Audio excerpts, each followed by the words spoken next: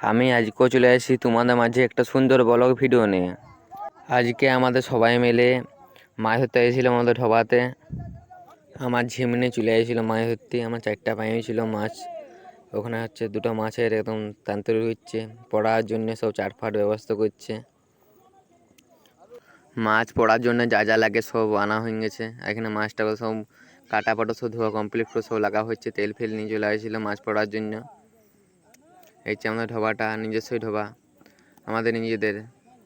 আমরা আসিছিলাম 12 জন, 4টা মাছ, 12 জনের খদ্দের। দুটো মাছ করে তৈরি হয়ে গেছে করে, একটা ভেটকি, একটা হচ্ছে পোনা।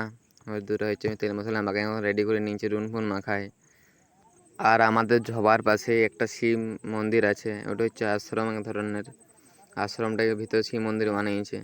আমি খালি যা গরম লাগছিল খালি গায়ে চলে আসছিলাম আশ্রম দিকে হাওয়া খাতে একটু। এই হচ্ছে আশ্রম।